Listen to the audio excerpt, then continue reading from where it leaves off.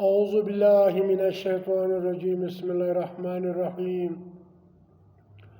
فمن يهتدى عليكم فاعتدوا عليه بمثل ما اعتدى عليكم. دا سورة بقرة دا فارات دویم دا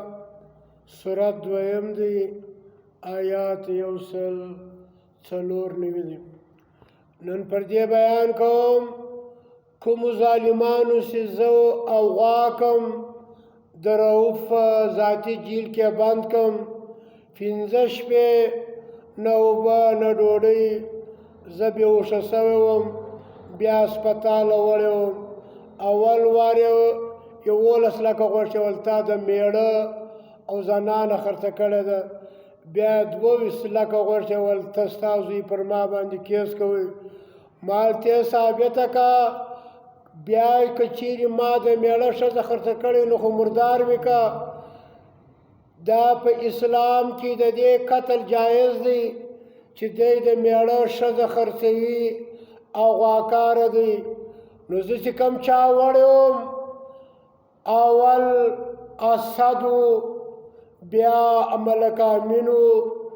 بیا انور ترینو اصغر ترینو محمد داود دغه خلکو زه په دوکه بوتم او د رؤف په جیل کې بند کم 2 شپې. نو وزه دا وټولو که حکومت دی که رایت دی که د دې اجزا زما ویډیو اوري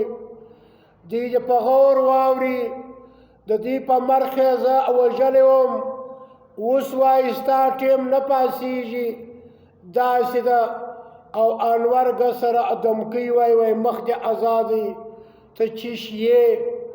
نو الله قرآن کې وایي فمن اهتدی هغه څوک چې پر چا باندې زیاتی وکړي پس هر هغه څوک چې پر تاسو باندې زیاتی وکړي فمن اهتدی علیکم فاعتدوا علیه کم څوک چې پر تاسو زیاتی وکړي تاسو هغومره د هغه جواب زیاتی کولی شئ بمثل ما اعتدی په مثل د هغه شي دی پرتی کړی دي بمثل ما اعتدی لکه سره کم چې دی زیاتی کړی علیکم پر تاسو باندې واتقوا الله ویریږ د الله نه واعلموا پوه ان الله بېشکه الله چې مع المتقین سره د هغه چا نه چې هغه د الله نه ویرېږي. زما ودې ته په ډاګه دا چیلنج ورکوم چې زه تی په دوکه بیولم او رؤف جاهله ظالم ته مې په لاس ورکړم چې د چا کور ته څوک میلمه ورسي او د زنانو ولکه ولاړ شي د ظالم دغه انوار ملک امین و اسد دا ورسره ولو د دوی و مخ ته زه په جیل کې بند کم رحمت الله ماشټر هم پر دې ګواه دی داود هم ګواه دی هغه عبدالوهاب هغه د دوی د مسجد ټوله خلک ګواهان دي که دوی چیرې مسلمانان وي د ګواهۍ دپاره تیار وي.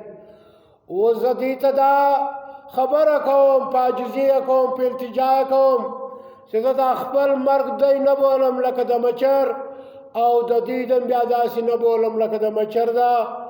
مه کوئ د الله ویرېږئ زما حق راوړه زه مې بېعزته کړی یم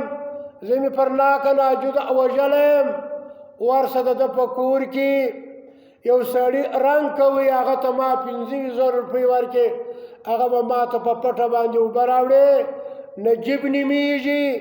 راز محمد صاحب ګواه دی د توحید ټرست والا جماعتي دی هغه ته ما ته 15,000 روپۍ ورکړې بیا زه درکوم هغه 15,000 روپۍ ورکړي دي. نو ملک امینه واوره انوره واوره ای د انور عجزانو واورئ که مې چیرې اوس په زه ژاړم بیا به پر تی باندې هم ژاړي دی ورځ به راشي چې یو به په جیل کې پروت یو به په قبر کې یا به په جیل کې یا به په هسپتال کې خو خواست کوم حکومت یې کوم ورایت یې کوم چې دغه ظالمان دې ګرفتاره شي دا دې ونیول شي د دوی ذاتي جیلونه دي د رؤف په کور کې دي و هر صاحب ته خواست کوم چې دغه زما بیان واوري او شعر کې ساجد ته خواست کوم ترین ته چې ایډوکیټ دی، انور ترین دی چې وکیل دی، دغه نور ځان ته خواست کوم چې مه کوئ. زه ستی په علاقه کې یو امسایه پروت یم، خواجزانو راته ویلي چې رابار سوه ته یو وړی څومره ظلم که موږ به هغونه ورسره وکړو، خو زه د دې مسجد د وجې نسم تللی. ما په ترینانو کې د زامن دپاره نجونې غوښتي دي، په کاکړانو کې مې غوښتي دي، په اڅکزیانو کې مې غوښتي دي، په کوچیانو کې مې غوښتي دي، په شرانانو کې مې غوښتي دي. نو مه کوئ. هر سړی غیرتمند دی، هر سړی د دې وس لري چې یو بل سړی خپل بدله واخلي، خو څوک د عزت ته وژي دا نه کوي. هر سړي کې یو دا رقم جالت شته، هغه جالت داسې د ستی د مخه چې ډېر ډېر یایي لکه د ځوانۍ شهوت چې هلک ځوان شي او د ده او ذکر راپورته شي، بیا نه ګوري چې دا خره ده که دا ښځه ده که دا سپی ده، د شهوت پر باسي. دا په موږ کې هم شته. دا دې نه وایي چې زه ترین قوم یم او په ترینانو کې ما وخت تېر کړی، په شخارزۍ کې د هغو نمکونې مې خوړلي دي، دغه شپې د دغه اشم په کور کې ما د ساجد په کور کې ما ډوډۍ خوړلې دي، د دغه په اسکولو کې ما وخت تېر کړی دی، په دغه بټیازۍ کې ما وخت تېر کړی دی، د اجاکو په بټیازۍ کې ما وخت تېر کړی دی، د دوی نمکونې مې خوړلي دي، دوی د ما سره ښه کړي دي، خو خواست کوم ظلم را سره کړی دی، د دوی په ظلم یې زه وژلی یم.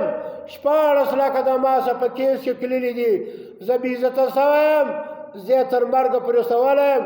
که څوک زما ناره اوري وادي اوري که نه وي، بیا به زه په خپله چې هر څه مې وکړو بیا زه تر مرګ هم تېر یم او تر عزت هم تېر یم. و آخر دعوانا ان الحمدلله رب العالمین.